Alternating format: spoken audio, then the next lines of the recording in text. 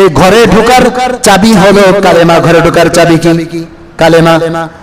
ঘরে ঢোকার চাবি হলো কালেমা। যেই কালেমা আপনি পড়লেন, সাথে সাথে ইসলাম নামক ঘরের মধ্যে প্রবেশ করলেন। এবার আপনি একবার সুবহানাল্লাহ বলেন, এটার সওয়াব আপনার আমলনামায় জমা হয়ে গেল। একবার আলহামদুলিল্লাহ পড়েন, এটার সওয়াব আপনার আমলনামায় জমা হয়ে গেল। একবার আল্লাহু আকবার বলেন, এটার আমলনামার সওয়াব আপনার আমলনামায় জমা হয়ে গেল।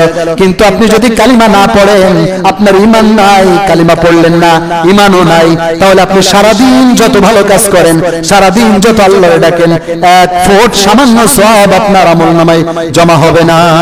নাউজুবিল্লাহ। এই জন্য ঈমান হলো সবচাইতে বড় জিনিস। সর্বপ্রথম যে জিনিসটা আমাদের সবার আগে প্রয়োজন, সেটা হলো ঈমান। মুমিনের জন্য ঈমানের চাইতে দামি কোনো জিনিস নেই। ঈমান যদি থাকে, অল্প আমল, আখলিস দীনাকা ইয়াকফিকাল আমালুল কলিল। আল্লাহর রাসূল বলেছেন, ঈমান যদি তোমার খাঁটি হয়, অল্প আমল তোমার নাজাতের জন্য যথেষ্ট। আর ঈমানের মধ্যে ভেজাল, ঈমানের মধ্যে ভেজাল লাগাই দিয়েছেন। ঈমানের মধ্যে কালী পূজা, দুর্গা পূজা, সরস্বতী পূজা, সব পূজা একসাথে কইরা ঈমানকে গোলমাল করে দিবেন। এই যে এখন ফেসবুক, ইউটিউবের মধ্যে দেখা যায় মুসলমানরা এমন অবস্থা হয়েছে, রাজনীতি করতে গিয়া ঈমানটারে সেই পূজার মণ্ডপে যায় বিসর্জন দিয়ে আসে।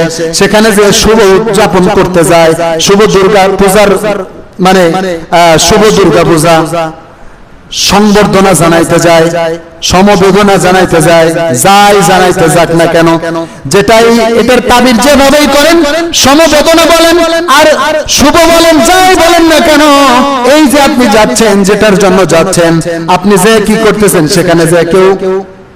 সেখানে যে একত্রতা ঘোষণা করছে, কেউ যে শুকরিয়া আদায় করে, আমি পূজায় আসতে পারার কারণে শুকরিয়া আদায় করছি, বলেন নাউজুবিল্লাহ।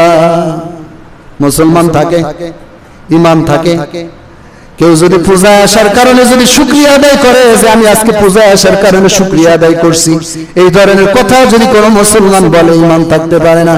কারণ পূজা পুরোটাই হলো শিরকের কাজ, আর শিরকের কাজ করার পরে আল্লাহর শুকরিয়া আদায় করলে ঈমানদার থাকে।